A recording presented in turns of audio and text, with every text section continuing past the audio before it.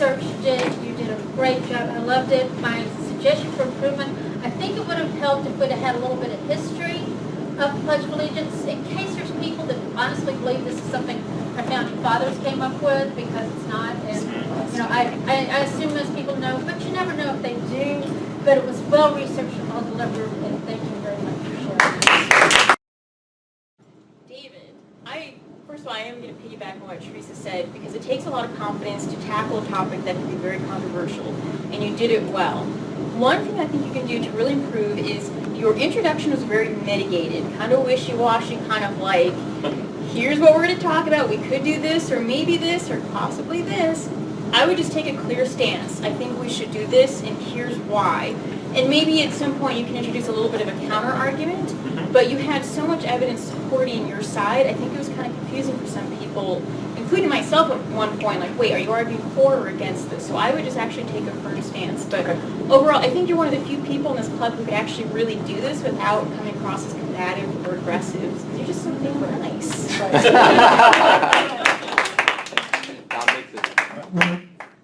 Actually, I'd like to point out what I think is the opposite of what Natalie just said. I like the fact that how neutral you were. I like the fact that you were not obviously on one side or the other, but I think you could have stepped back and taken the stance of being for something, and then taken the opposite side and going back and forth a little bit like that, so we could actually see a little bit more of what the arguments were. But I like the fact that you were not trying to impose your ideas.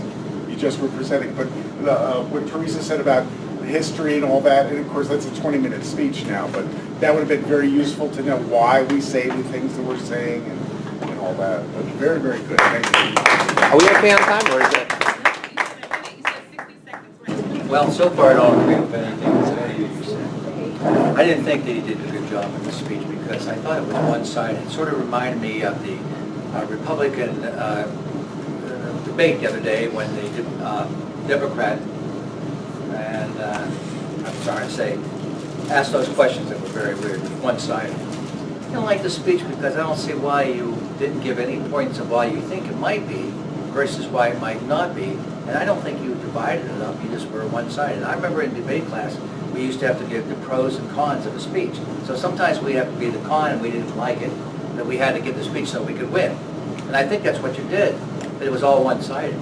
And all the speeches I've heard since I've been here, I like. That's the only one I really disagree with, and dislike it quite a bit. Thanks.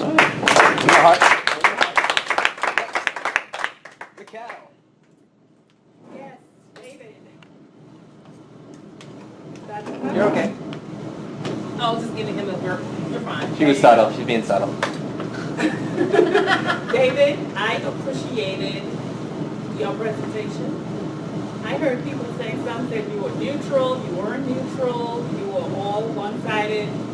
In my viewpoint, if you're going to make a point, you know, yeah, be all for it. You know, you want us to get rid of it. I appreciated that. The actual substance of what you were saying, I also agree with, if that means anything.